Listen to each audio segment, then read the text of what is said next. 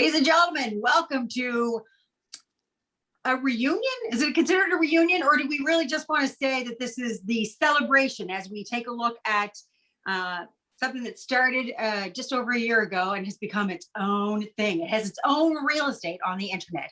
Of course, talking about Barstools and Bandtalk and the spinoffs that have come from it with our lovely, talented, passionate rock gods, of course, Sean and Dave. Welcome, gentlemen. Well, thank you very much for having us. I mean, you know you're something when you have your own mug. Great. Rock and roll. So let's talk about, very quickly, I'm going to throw a whole bunch of questions at you because we have a lot to cover because you have made a lot of ground. So let's talk about quickly again, what was the reason for starting this Facebook page, and what made you get started?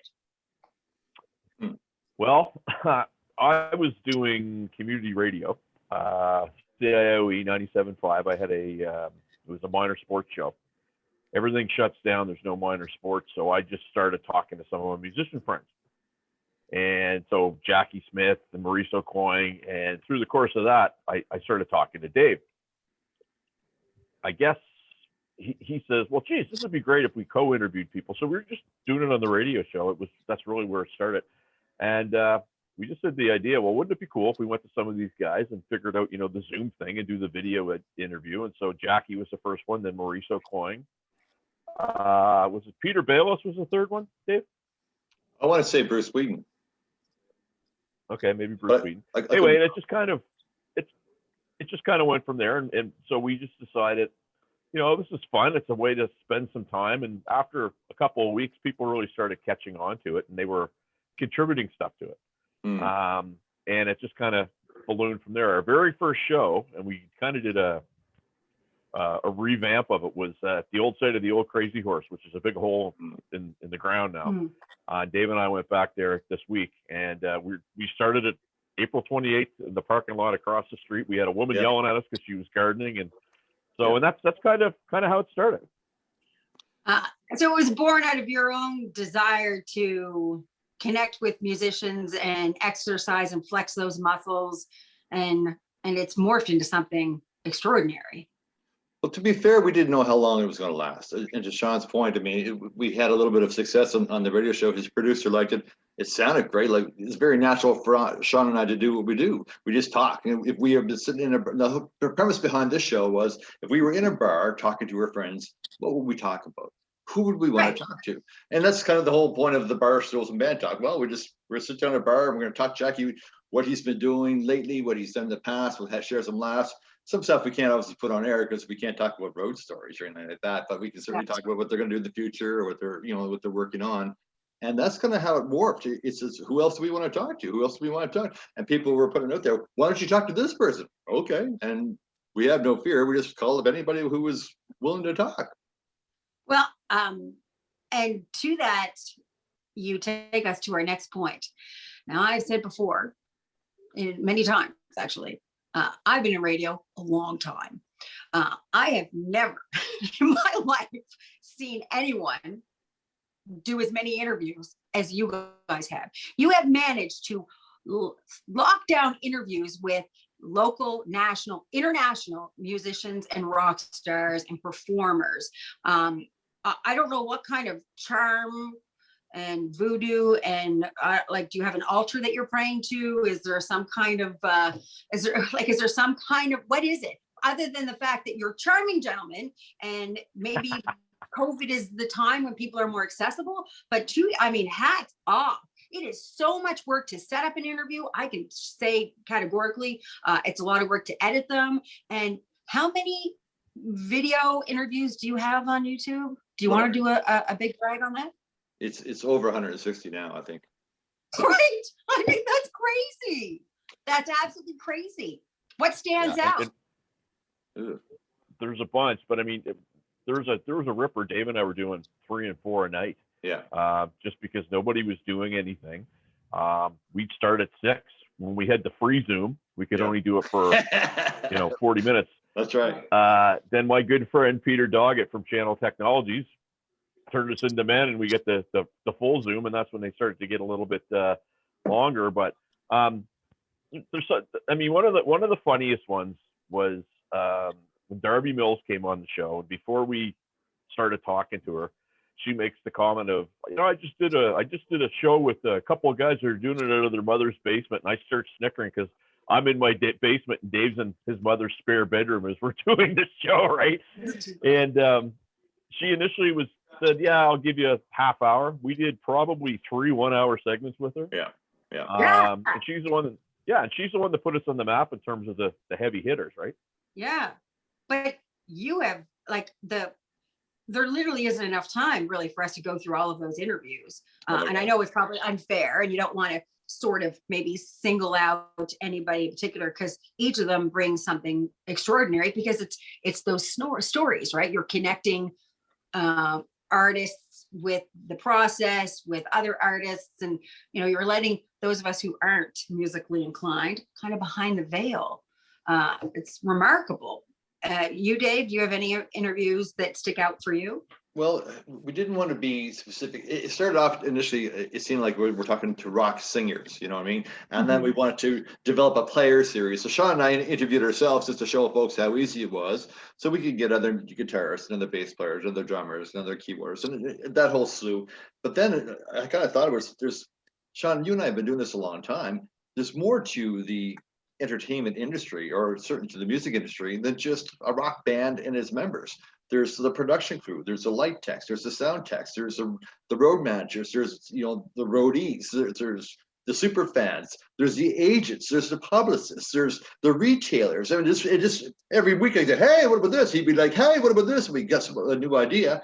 And we've talked to the manufacturers of stadium cymbals, Andy Zildjian. We've talked to Russell Brennan, the owner of Music Stop. We've talked to 3 or 4 different agents back in the day.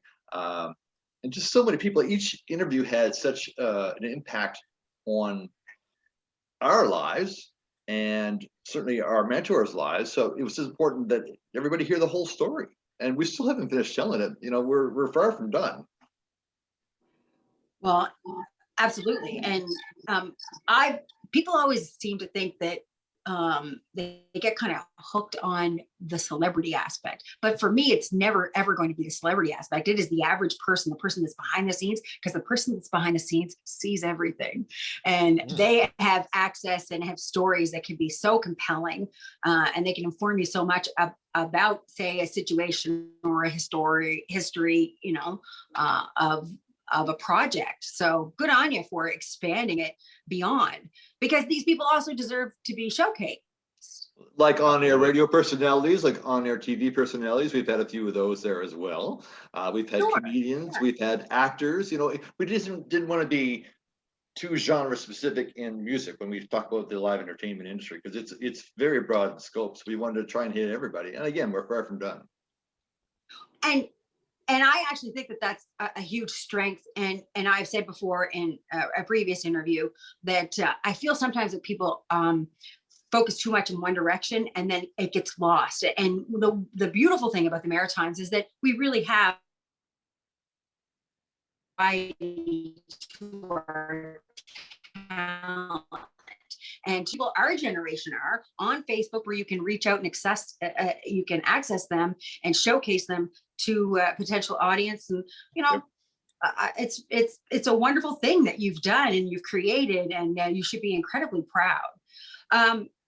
So to that extent, obviously COVID has caused a huge amount of stress for those in the performing arts.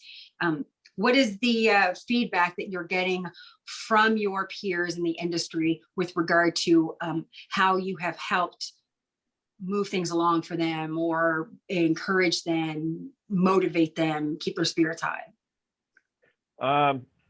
So it's been good. One of the things that has been very nice, so and anybody that's watched the show and even the bullpen that we've done, and you were on the bullpen with us, the big, I guess, angst for me is the lack of communication that's taken place up to and including as recently as the last couple of days. And the good doctor today actually made a statement where he said, if we've caused anybody stress, we apologize. And so it seems like they're starting to get it. it's been really good that some of our peers have come back and said, hey, you're a voice, you're sticking your neck out.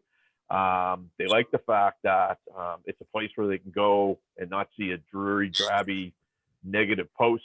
We made a conscious decision that everything's going to be fun. As my friend Kyle Boudreau says, it's going to be peppy. We love to say we've only kicked 2 people out the entire time that we've done this, which I think is huge. And one of them wasn't Dave, so that was even more incredible. But so I think for the most part, our peers have been very supportive. The funny kind of thing about all this, though, we had some feedback probably July or August where one of our members was like, you're doing too much international stuff.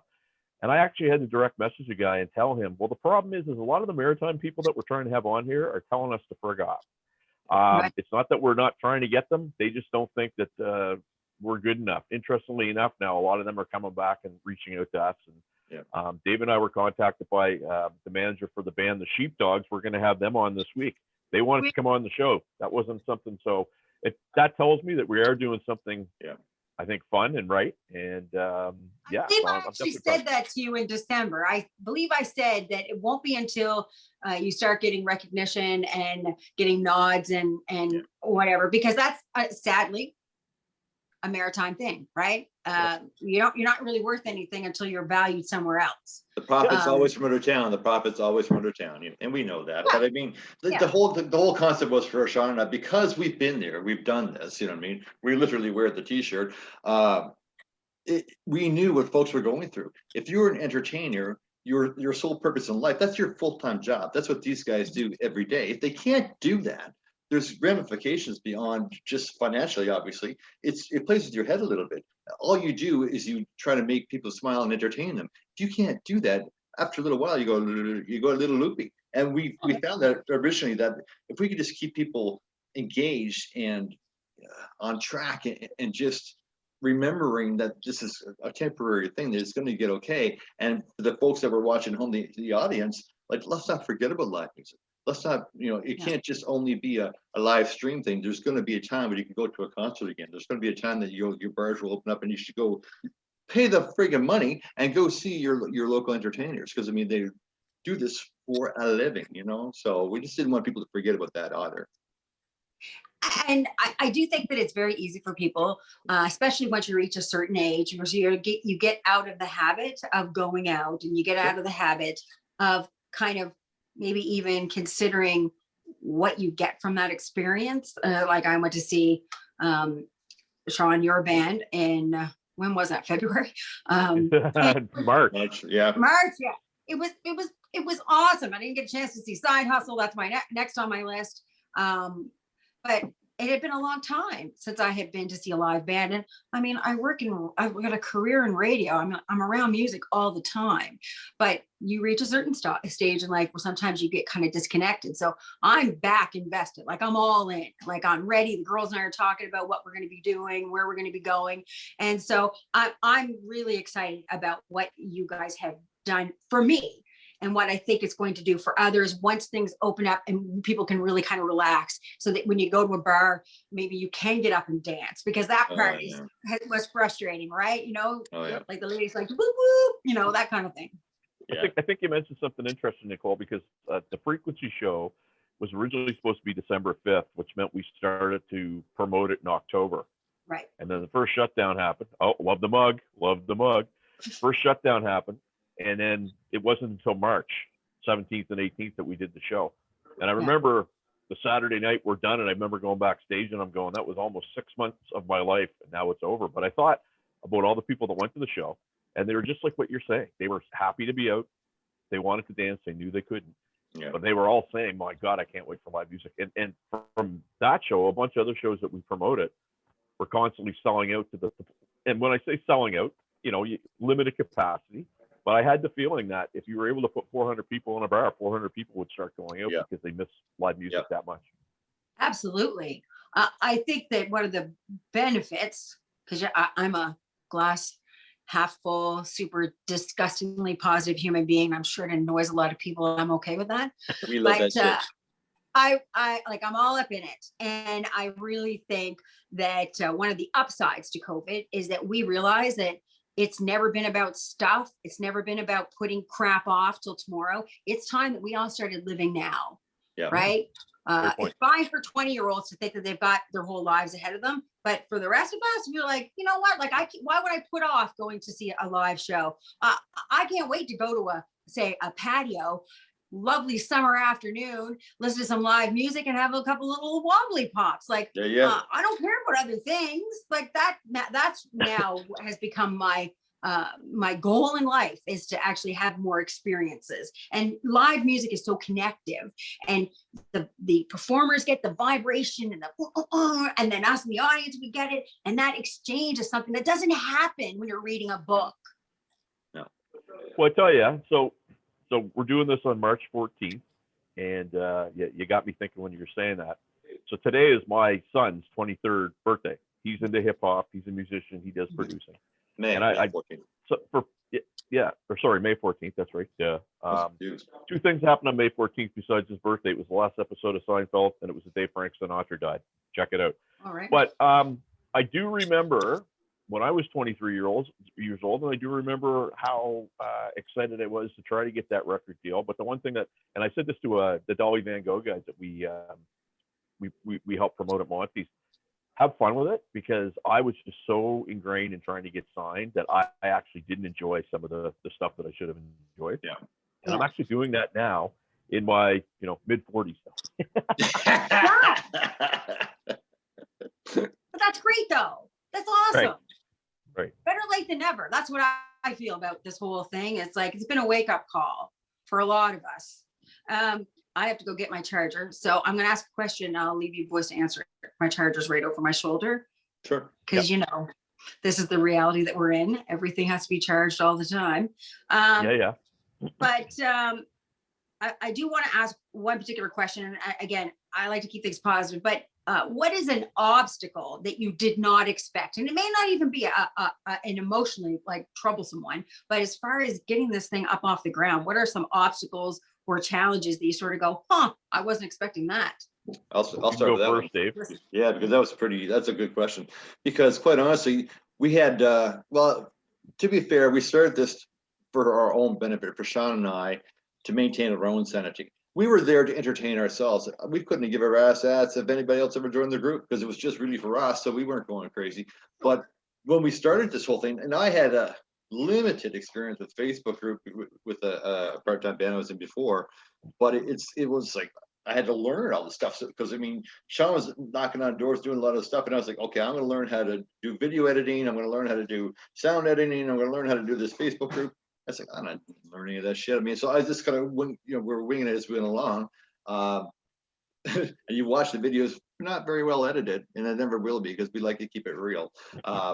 But that was a real learning curve. That whole, even what we're doing now on Zoom, to get that to stay on my laptop to my YouTube channel, it was not easy to do, right? So we had to learn all that stuff. But it was certainly a worthwhile endeavor, but it's not easy. You're right, and then content, Sean. That was a big thing too. I think we're going to run out of things to say, and well, we didn't, but I was gonna say, you guys run out of things to say. No. I see where I know what you're talking about. we thought we might. Obstacle for me, and it's been a frustration, has been two things, and Dave will shake his head probably in agreement. The first thing, I guess, is the lack of attention and maybe support we got from the media. Now, folks like yourself, Tom Bedell, Sheldon McLeod, who else we had? Junior Spark up in Toronto, Darren Harvey. They have been great, but Rick Howe, it took Sheldon McLeod. It took this ugly mug and that ugly mug, basically complaining about the fact that we weren't being heard as a group, to finally have what I would call the mainstream media give us a little love. Yeah. And a lot of them didn't really know who the heck we were. And then when they researched us, they're like, this is going on in their own backyard. They couldn't believe it. That's been kind of frustrating. The second obstacle for me has just been the lack of, I'll call it support and feedback that we're getting from our local politicians. I reached out last week to City Council, and I will say that David Hensby, God love him, he got back to me within a minute and a half of me sending the email, and I had a great conversation with him. I got some other emails from people saying, hey, if you want a tip, don't send me emails. Well, guess what?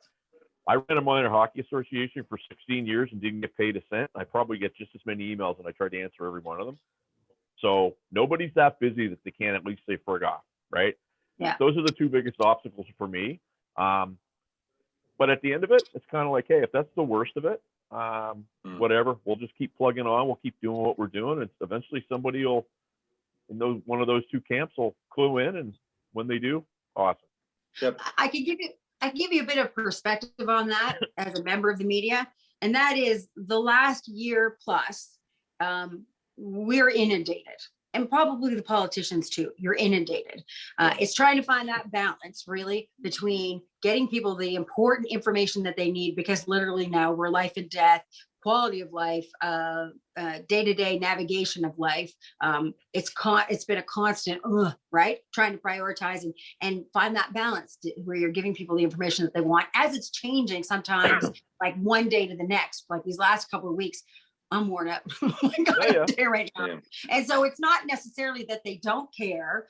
It's just like people now, like I'll be going through some of the news stuff and I'll be like, holy crap, when did that happen? Yeah. And you find out it happened like 3 days ago, but it gets buried, right? So unfortunately, feel good stuff, which is what I'm always trying to find, does get buried. And that's where it is kind of unfortunate that you kind of have to advocate even louder and harder and draw people's attention to it and find end runs around to get attention, because it was chaotic to try and get attention for anything before, but it's become next level in this pandemic world. So good on you for not giving up, because that really is what it's about. It's not giving up and trying to earn, but I get your frustration.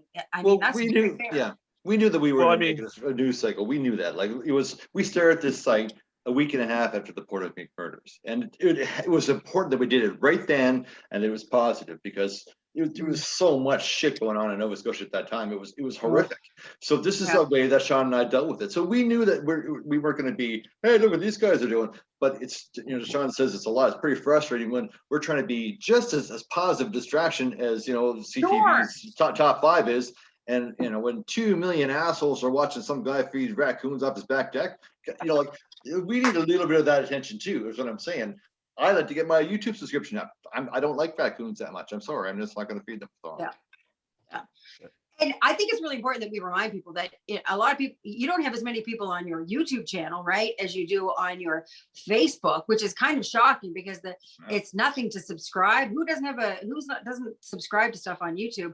And honestly, like it is crazy. It's crazy the stuff on your YouTube channel, the volume, and really like if anybody's been a fan of music in the last 20 years. Well, and I will tell you, Dave planned a surprise birthday party for me last year. And if you go on and you see the reel of all the people that said happy birthday to me, all kinds of local people, which was amazing, a lot of friends, a lot of people that I grew up with, a lot of people that I've come to know. But how many people can say that Liberty DeVito, who played with Billy Joel, wished him a happy birthday? I can, because Dave asked him. Todd Zuckerman, drummer in Styx, said happy birthday to me. Lee Aaron. So my point is, and that's the stuff that you're going to see on the YouTube channel. To your point, I don't know. I mean, like 5,500 members, we should have 5,500 people on our YouTube channel. So right, it should be automatic. They go boom to boom. Right. There's got to be a way to hyperlink these people. Absolutely. People who are watching this right now, go to the freaking YouTube channel, man. Seriously. Yeah. Hit subscribe. Subscribe. and we're not corporate sellouts. We're not corporate sellouts on our YouTube channel. Just saying. You know what? Can we talk about that? So there's the unexpected things that have happened, your partnerships, the sponsorship for your bands and your page, your bullpen. Like what else is next, man? Like global domination? Well, my plan is to have our own network. You see, we're going to call it DSN network. And what we'll do is we'll have little channels like Barstools, like the bullpen, like Maurice's Roundabout. And I think we talked about this before, Nicolle, that I'm hiring when time comes. So you can leave that radio world behind because I think you have that face for YouTube. I do. Yeah. But you know what? Who knows where it's going to go, right? Like, Right. Sean and I are never the kind of the guys that see things small. We're not. Like, we see it bigger than it really is. And that's kind of what we always run towards the goal. And we don't really pay attention to all the shit on the way. It's like, you just keep focused on the goal. The goal changes. We pivot, as our new word of the millennial Right. is. But we keep going forward, I guess is what we do. And I think that adaptability really is showing, right? The fact that you both know kind of what the other one's strengths are, and you have that cadence that comes from.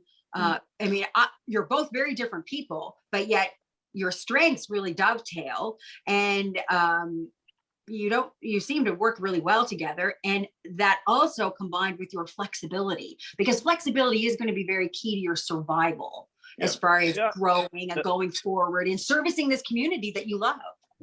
Well, if you strip away everything, it's really Dave and I, somebody videotaping what it'd be like if we were hanging out, where it's fun, and then all of a sudden he annoys me and he says something stupid, then I get surly, and that's what really happens. And at the beginning, I get a lot, man, you're awful mean to Dave. It's like, that's the way I am with Dave when I hang out with him, where it's not anything that we're doing.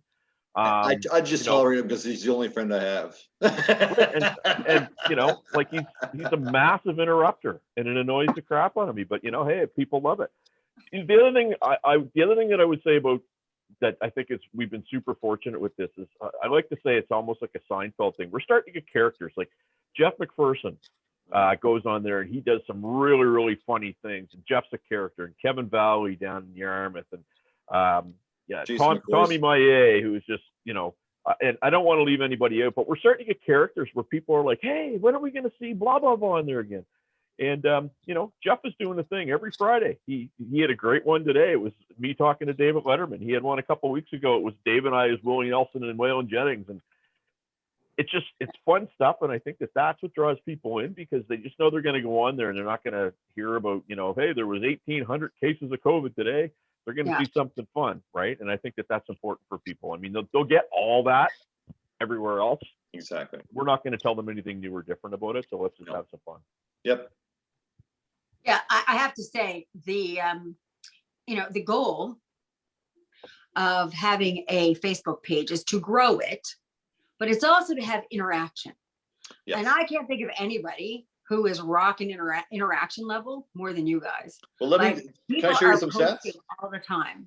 I'll share some stats with you. This might blow you away, Nicolle. So yeah, there's 5,500 members. Anybody can see it. We don't know who's actually seeing, but in order to comment, in order to post, you had to be a member. Well, it's in a year in 7 days. A year in 3 weeks. We have over 400,000 reactions, over 150,000 different posts, and pretty close to 750,000 different likes or dislikes or whatever. It's incredible. We're in 33 different countries, you know what I mean, in 119 different cities. So, and I don't know who all these people are. Sean and I, we're two Dartmouth kids. That's who we are, right? And it's kind of fun to see how it's grown. That's in 4 different continents. Yeah, it's mind-blowing when you think about it, right? But to your point, it's not just he and I talk blah blah blah blah blah. Just people who just love to share stuff, and they see what kind of stuff we do and what not to do. I guess when someone has something negative, either myself or Sean or our new moderator Lisa Davis, God love her, won't allow something to go on there because it just doesn't fit what we're doing. We just don't want to have it on there, right? But when people dig into it, or they find like a funny meme or a video, or they find something that they think the rest of the group would enjoy, they put it on there.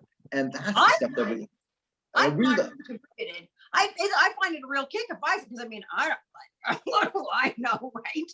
I've never played an instrument in my life, but if I find something that I think is going to resonate with your group, I'm like going, I'm going to send it to them and they might post it. And it's a kick when you get that reaction from people because, isn't that what this is about? Exactly. Right?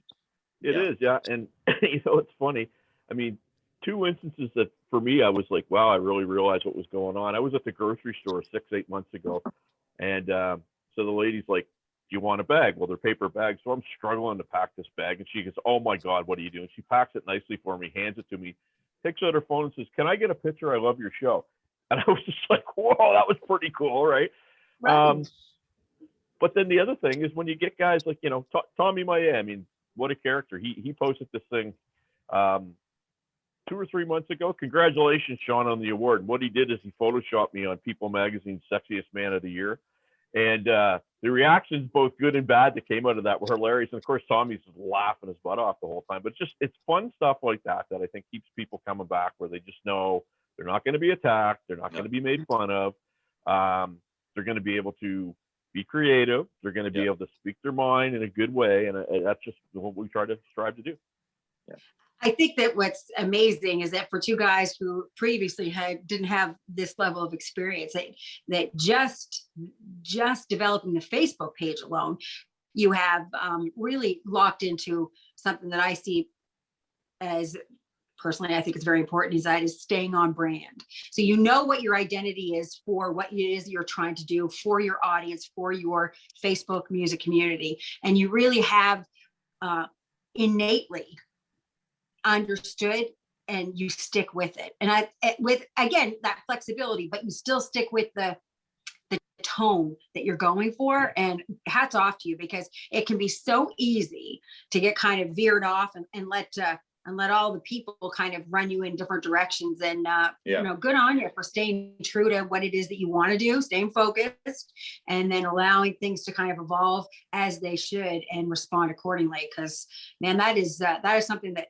lots of organizations struggle with, and they have many years experience and have big teams. And it's just the two of you and Lisa. I tell you, Nicolle, when Dave and I were about 2 months into it, and one of our friends kept saying, "You got to get more pro. You got to get more pro." I kept saying to Dave, it reminded me of Wayne's World. If you see the movie Wayne's World, they're doing it in the basement, and it's hacked, community cable, and all of a sudden Rob Lowe comes in and turns it into this grandiose thing. And that's not what this is. And when we interviewed Pat Roach from the Trailer Park Boys, I remember Pat saying, "Keep it with what you're doing with the phones." And, we get a little more upscale with the bullpen, for example. But, at the end of the day, we're not making the Titanic or Dish Star or whatever the heck. We're trying to have some fun with something that I think people are gravitating to. And we've even had some people that have sent us messages saying, "Hey, guess what? We're going to start something like Barstools and be competition." And, well, you don't really understand what's involved. Yeah. Good on you if you want to do it. But this is something that, you got to do some missionary work, right? And a lot of people don't realize that. Sean and I probably average, and I know if you look right now, I mean, we get these little things on my phone that says, "Well, your screen time is down 3% this month. You've only used your phone 8.5 hours a day." And that's the truth. I have a full-time job. I'm on this 8.5 hours a day. Sean's the same. I know he's the same way. So are you willing to put 16 hours of your day into your job and your family and this? If you are, great. But it's like, this is what we've done. And it kind of started for us, I think, in the midst of the first lockdown, there was nothing open. So I was going around with my Honda Accord, that cracked windshield, and I was just going to different bars that used to be open, that some were closed, and where certain bars used to be, and trying to give a shout out to people who are doing live entertainment. And people seem to resonate with that. And that's kind of was like, okay, so people do like a walk around thing. So that's Sean and I did that a lot. We go to see when things opened June 5th, I think it was Sean last year. We went out and we started videotaping bands that were playing and trying to highlight everybody. We don't charge for that. We haven't never charged anybody for the promotion that we do yet. But it's for the love of the game, I guess, is what we do it for, right? Well, it's kind of, I'm glad you brought up Pat Roach, because obviously Trailer Park Boys, what made them successful was when they were, what started what they've become was when they were doing a cable show, right? Like a cable show. We're talking low budget, right? And so why did that resonate? Well, it resonated because it was authentic. It was people just genuinely going for a laugh. It was identifiable. It wasn't super flash. I think people are tired of super flash. Sometimes I'll be watching a television program and I'm just like, I can't with this already. This is not where, like, it's too much music. It's overproduced. It's like, who wants all that crap anymore? You want real conversation, you want real people that are big personalities, but they're still real. And that's what you guys are. You offer that. And it's refreshing. People use that term and it seems so quaint, but it's like, it's meaningful. Well, and it really is a kind of a throw the mud at the wall kind of scenario, right? Because Yeah. people come to us with an idea, we'll give it a try. Yeah.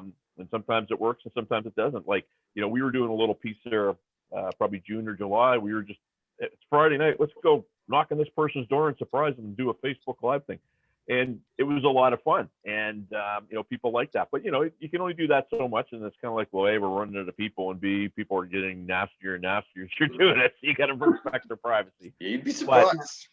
Yeah. But I mean, everything we've done is really, like if you mentioned the Trailer Park Boys, who would have thought that somebody would watch a show about a bunch of dudes from Cole Harbor? Like, these are all the people I grew up with, and they're on a show, right? Right. But went to PA, most of them. Yeah. right? Absolutely. We talked just like, saying, I swear, just like them, because we all swore together the same way in the sunny side. Right. That's how it was, right? Well, and I remember talking to Pat when we talked to Pat Roach, and Pat was just like, we were talking, the sunny side, the quad. I mean, the quad now you can't even get into. That's where you used to go to smoke, for God's sake. You know what I mean? Like, it's just so.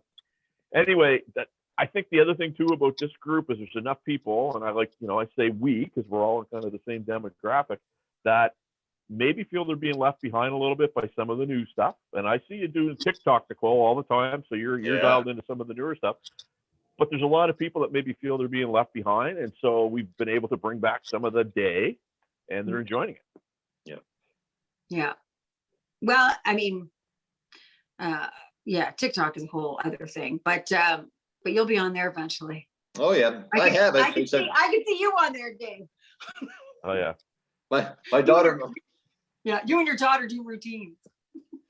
She got me on it. Says, okay, I just have to figure out how to do it. Yeah, but it's like Instagram. I'll be honest. Like, I understand Facebook. We have an Instagram page. You can go to see that. Actually, I think TikTok might be in Barstool's name. It might be. I don't know, but I haven't put anything on there yet because it's like, I don't know. I don't know. We seem to have more staying power than 15 seconds, like I guess, which is a good thing at our age. But it is a challenging format. There's no question. Yeah.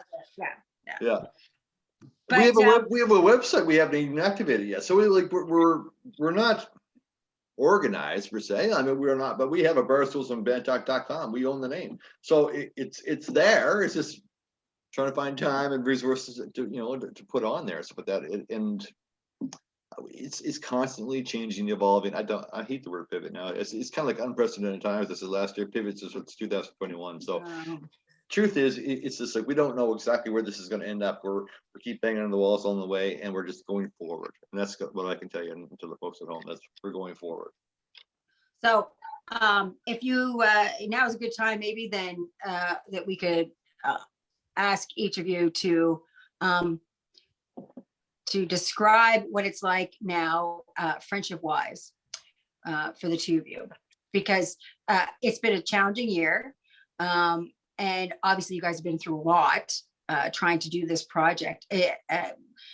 Are you spending as much time together? Is the friendship stronger than ever? Is it now all about Barstools and Bandtalk, or are you still having fun? We're such assholes. We are, because we also put a band together too, just because we want to get out there and show people. It's like, hey, it's not just us visiting bands. We know it's like, we'll put this band together, the Side Hustle Band, and we start doing that about 8 months ago. And that kept us pretty busy. So like, you're right, we spend an awful lot of time together. We do, right? So I'll let Sean go first. Yeah. Well, I'll let Sean go first. Yes. Sold everything I was going to say. So yeah, I guess I'll say it like this. Dave still annoys the crap out of me. But the thing about Dave too that a lot of people don't realize is that unlike myself, who doesn't, he very craves his camera in the spotlight. So when he's on there doing those things, please tune in and give him lots of likes, because it hurts his feelings when it doesn't happen. The band has actually been a very cool thing, because the vision of that band was always, and we did a live show back in July we had some great panelists. Yep. And the idea was, hey, wouldn't it be cool to start a band? And the band could be a promotional tool for the bars that we play. So if we go into Monty's, we promote Monty's. If we go into the Parkside, we promote Parkside. If we go into Capital Sports, and so on. And So it started out, it was just myself and Dave and Ian McDougall, who's in the band, and then we started adding people. And it's become this thing that's very cool. Our first show was a sellout. Every show that we booked had sold out, which is great. I like to say Dave and I have been sellouts since '86, so that's good that it's keeping pace. But that's been a whole thing that Dave and I did something 2 or 3 weeks ago that was just like hadn't done since high school. He and I came down in his basement. We jammed bass and drums for 2 hours with a click track. The metronome was going, and it was fun. And it was just like, so that's some of the cool stuff that's happened with this thing. I don't think anything's changed. Like I say, he still knows the crap out of me. And what was the question again? Yeah. So just how's it impacted your relationship? Is your relationship stronger, or do you find yourselves you're still, that was kind of answered my question, like, are you still having fun, or is it all business with regard to the band? I will answer it like this. I'm shocked I haven't quit yet. No. Yeah. Dave's actually he's lasted 8 months longer than he typically does in anything that we've done before, so that's a plus. And I'll answer it like this. The next time that he moves, I'll probably be helping him move, because that's what always happens is every time he moves somewhere, I'm going with the truck and the furniture and going to, dark places and Sackville, whatever, to grab stuff. So yeah, he hasn't ticked me off enough that I won't do that, I guess. See, here's the thing that people don't understand, because it's like, this is who we really are. Like, we talk to each other like this all the time. It's no different in real life than it is on camera, if you will. But what we kind of do is we kind of challenge each other, because, we don't actually, probably the first time I've actually said it out loud, but I know that about him. If he does something today, he's like, oh, I got this guy lined up for next week. He's like, oh, sure, I get 2 more people, and then he'll get 2 more people. And we kind of go that way, because we don't compete, but we complement each other. And it's weird to say, and I don't know if that's, borderline, whatever, but we do really work well together. And this is why it couldn't be me and somebody else. It couldn't necessarily be him and somebody else, because it wouldn't have the same feel. It wouldn't have the same flavor. I guess the other thing I was thinking about when you asked that question was, I lost it now. I can't remember what it was. Well, I mean, if you can take the yin and the yang too, if you take our personalities, Dave's a hugger. I'm not a hugger. That's true. I do have a very good sarcastic sense of humor. It's satirical. Dave's is just kind of whatever's always on. Right. I tend to be more, people say I tend to be more serious. When you get to know me, I'm not super serious, but I do have this driven thing where I want to take care of all the tedious stuff first, so I can put my feet up and relax. And Dave's a little bit more fly by the seat of his pants than I am, but we both are very similar. We're both ideas guys that need a lot of people to help us, because a lot of the good ideas wind up with the cutting room floor, right? We literally have a whiteboard. Right? Because it's like we were forgetting shit, right?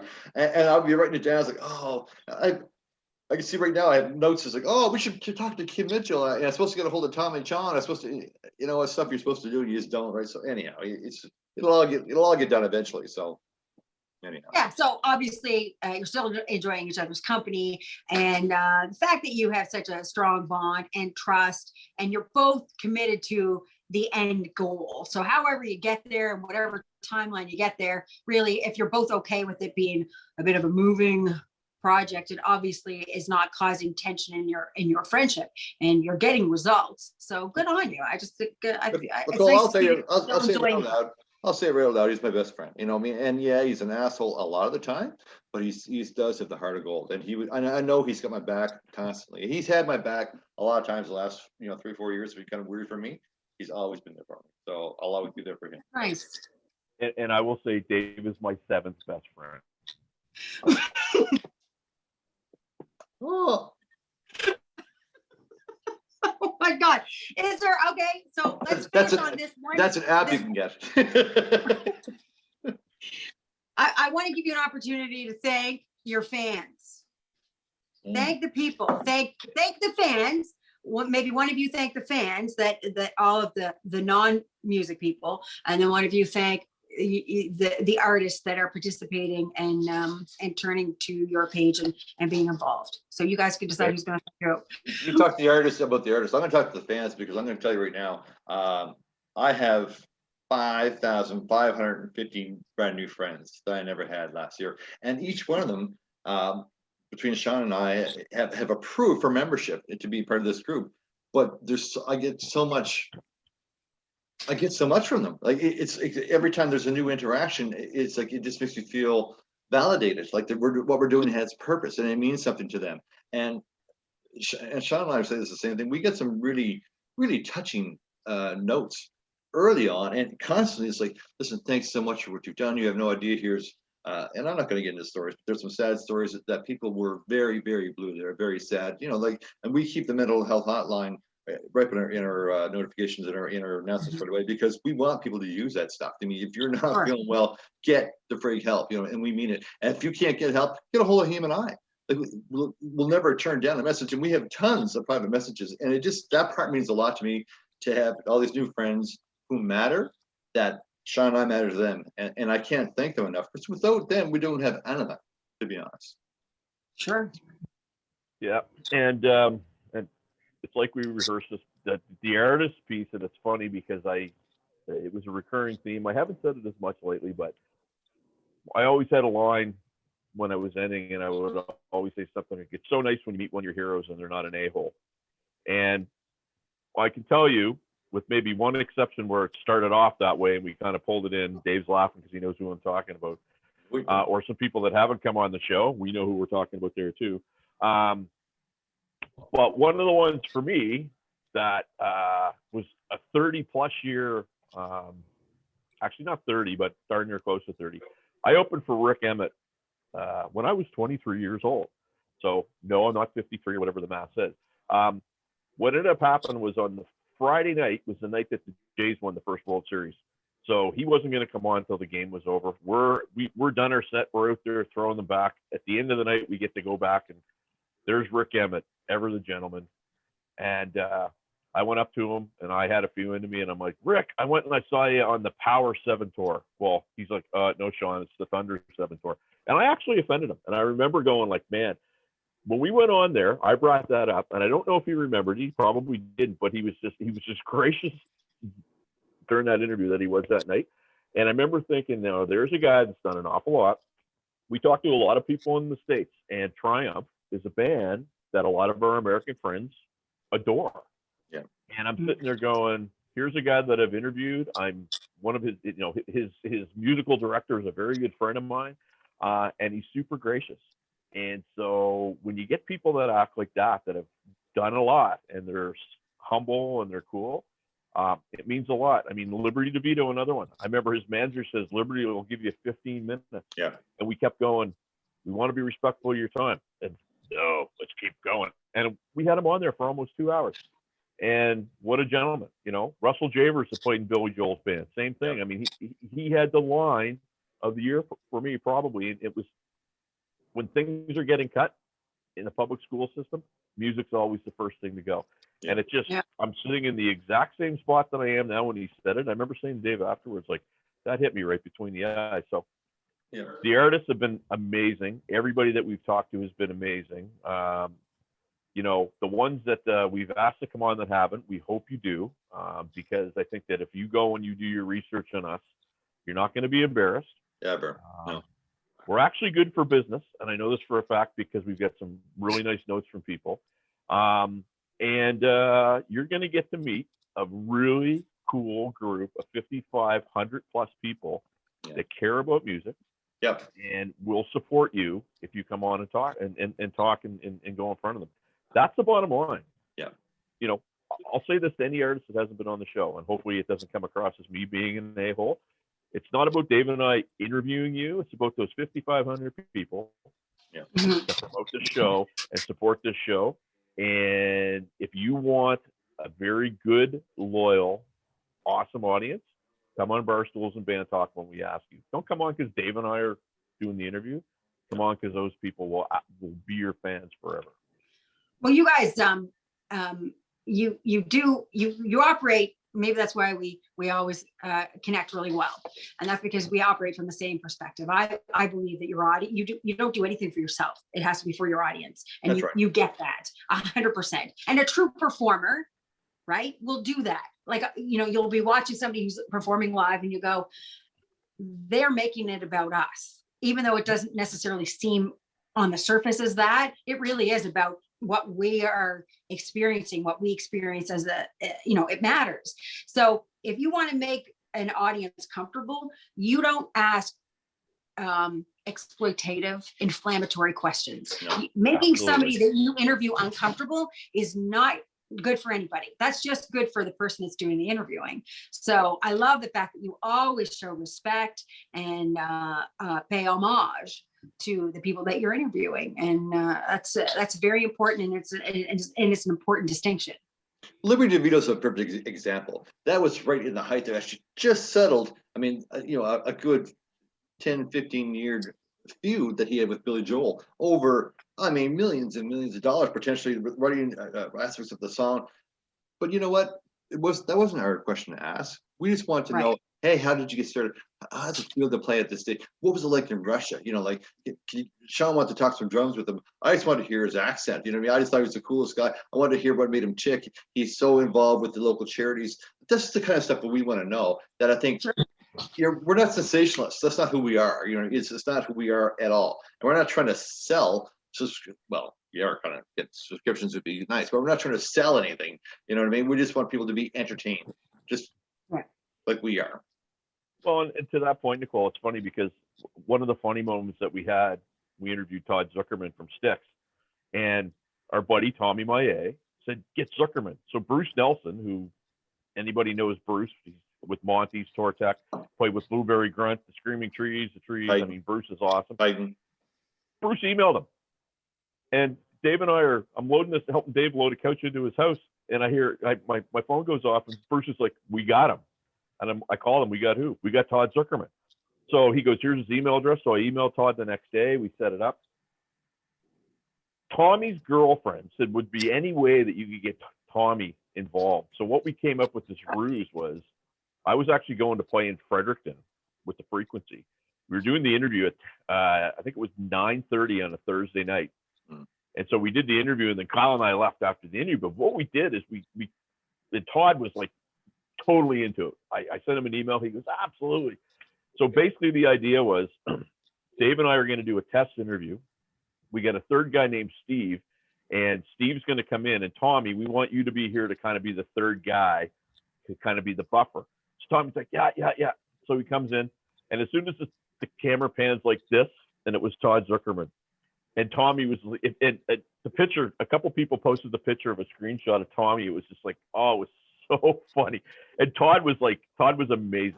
And so he asked Tommy a question. He goes, did you go to my clinic in 2010? And Tommy's like, well, no, I was playing. So Todd's like, let me get this straight. I'm your favorite drummer, and you didn't come and see me. And it was just like, but it was just so cool. And that was one of the ones that I remember. I mean, there's a guy who plays with Tommy Shaw, and he's played with, Dennis DeYoung and Gowan and toured the world. And he was that down to earth that, he let us have a little bit of fun with some dude he's never met before. So it was kind of cool. That is very cool. That is very cool. So now you've obviously had a lot of great experiences and expanded personally through this Facebook group this past year plus. Yeah, and I tell you, the other thing for me that, and I'm sure Dave will kind of feel this way too. I grew up a hair metal kid, went to PA High. Anybody does the math, I graduated the year before the lovely Nicolle Bellefontaine, but we won't say what year it is. I grew up, there was a band out of LA back in the day called Keel. So our friend Doug Franklin, who was with RFL Records, hooked us up with Ron Keel, who was the lead singer. These guys toured with Bon Jovi, and Gene Simmons from Kiss produced their second album and first two albums. Anyway, we interviewed Ron, and Ron was awesome. But Dwayne Miller, who was the drummer in that band, was a personal hero of mine growing up. I get to meet Dwayne through this group, and I'm very good friends with Dwayne now. I text him and stuff all the time. But he came on the show, and to be able to talk to a guy who I grew up listening to, who again wasn't an arsehole, was just so cool. Because you never know what you're going to get, right? I mean, there's been some people that we've been warned about. Yeah, I remember you telling us your story, right? And and so thankfully we've never had any big with the exception of maybe one interview that started a little shaky that we were able to kind of pull out of the fire, everybody's been awesome. Everybody's been fantastic, and and It's that's kind of no it's no kind of lie. cool to be friends with Darby Mills. It's kind of cool to be friends with Holly Woods, Annie Woods from Toronto. It's kind of cool to be on a one-off basis with yeah, something else. Can I tell you my Hollywood story? All right. Dave knows it.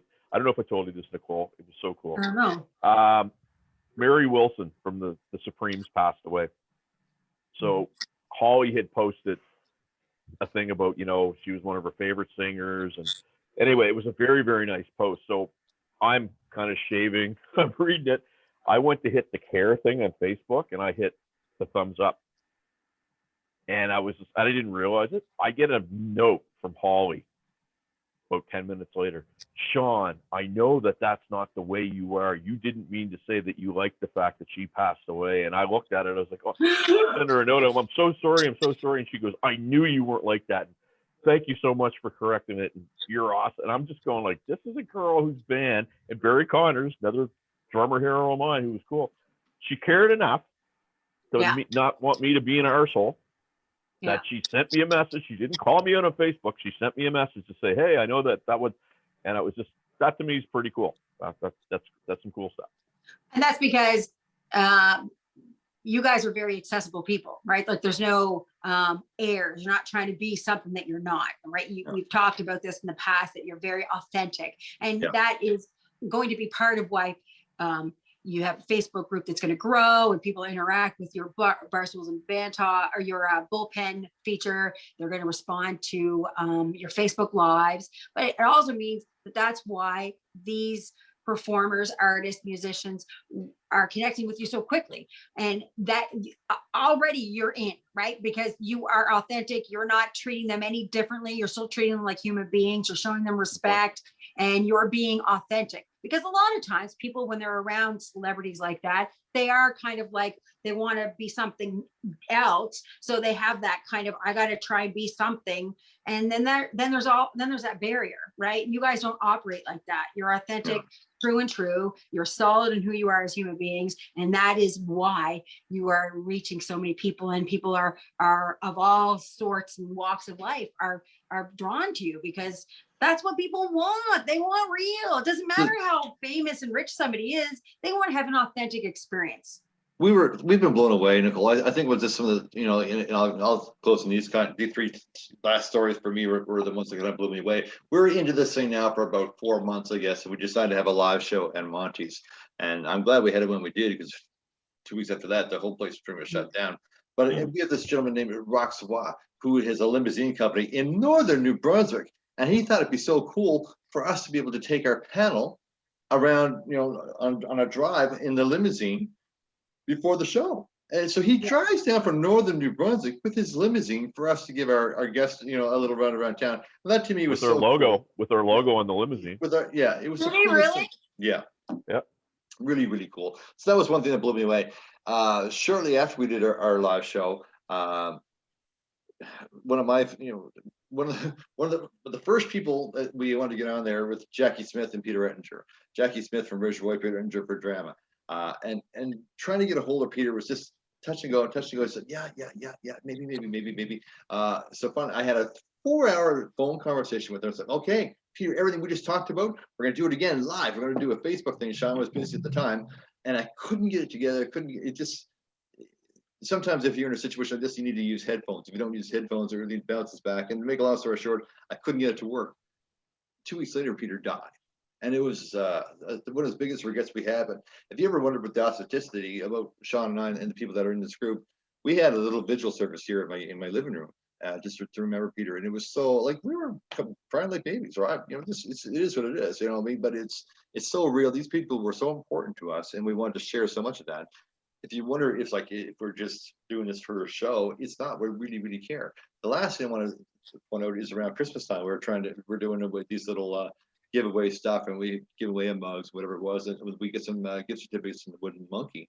And it was around the time that another good friend of ours, C.C. Young, had brought to our attention there was a family in need, a young fella who had inoperable brain cancer, and the family was obviously hurting because of it. They're low on funds and money. They were new immigrants to the country, and I'm not sure how much money we were able to raise, but more importantly, the giving and the acts of sacrificing and just giving was really obvious to Sean and I. We had no idea that people like one lady, Katrina Turcott, she had just won this $50 gift certificate. Because no, give it to the family. She wanted to give it to the family right away. We were able to get a fire truck to go out there. That was very important to him, and have like a little parade in front of his house, and just as a dying wish, I guess, from a little boy. So we've done some pretty cool things in the show that we didn't know was going to be an opportunity, and we're proud of that. Any final thoughts? That's it. I'm done. Well, just my final thought, I guess, is this, because and you mentioned a couple minutes ago. If you kind of elevate the celebrity above you kind of, the playing field isn't level. And I've never been one of that meets somebody and gushes. I mean, I had my heart broken very early in life. I met somebody who I grew up listening to that was a total jerk. I won't say his name, but it rhymes with Lars Ulrich. I say that all the time. And I always vowed that I didn't A, want to put myself in a position like that again, and B, if I was ever in a position where I could sort of be something like that, then don't get me wrong. I have a healthy ego. I'm confident. But one of the things about this group, and Dave and I talk about this a lot, and we started it before the group. I have a rule, and Dave now has a rule. We go out and see people play. If we're sitting in the audience and we're drinking a beer, we're not going to do anything but praise what you're doing. Because Yep. we're not up there doing it. We're in the audience drinking a beer. Conversely, if you come to our show, we expect the same treatment, and people do that. And I think that resonates, and that this is what it's less competition, it's more collaboration with this group, and I think that's what takes place. And I think the past year for me, and Dave had some really good points about these things that we've been able to do. Just getting to know people and then finding out what they'll do when asked is pretty amazing, and I think it's pretty cool. I'd like to give one plug, if I could. There's a gentleman by the name of Ed Levick, who he's having a little bit of a rough time right now, but he organized a benefit that was supposed to take place on March 23rd for a young fellow named Joshua, who had cancer. He's doing okay, but he's going through some stuff. Anyway, Ed, we couldn't put the show on. We're going to do it online. We're going to do it through Barstools. So I would encourage everybody that's watching this interview and on Barstools to watch and look for it. There's some pretty cool people that are going to be performing, and they're giving of their time. They're not doing anything but, hey, you need a video of us doing 3 songs? Boom, there it is. Yeah. And it's going to be pretty cool. And they're originally going to do it for Ed, and it was like, nope, I want to still do it for the little fella. So that's the type of people that I think we're super blessed to be attracting to this group. It's the character of the people that we're just so in love with. Well, that's because they're being led by the two of you. I want to thank both of you. I want to congratulate both of you. And I'm sure I speak from all of your fans, and that is, thank you for putting the time in. I'm sure there are days where you go, I'm so tired of doing this. There's as much as you love it, it is a lot of work that people will never understand. Truly. But to that end, you guys plug on, and you still have passion for it, and it is obvious in everything that you do. And you have been a bright, shining, rocking good light in the middle of some of the darkest times that we have ever experienced here in the Maritimes. And I applaud you on behalf of all of your fans. We're super proud of you, and thank you so much. Oh, thank you, Nicolle. Yeah, Nicolle. Like when I reached out to you a couple of weeks ago. I think it's because you're PA alumni, so that's just great. But when I said this is what we're thinking, and you didn't hesitate, so thanks a lot. This actually, we were originally supposed to have Jackie and Maurice on, and I think this is a lot more fun in terms of Dave and I kind of being able to tell people. And you asked some great questions. Yeah, some great questions, and I think people are really going to get the point of what we're trying to do, and we'll get them on next time. Those two young fellers. And. But thanks a lot for doing this, Nicolle. We really appreciate it. Well, it's an honor to be asked, and I'm super proud of you guys. And I expect even bigger and greater things to come, because I know what's in you. Well, we're renaming it the Seacrest Momoa Show. Cheers, gentlemen. Wait. The Barstools and Bandtalk. Peace. Thank you, darling. Peace. Hey, peace out. Peace out. Thanks, guys. Good luck. Thank you. See ya. How do I hang up? You hang up. No, you hang up.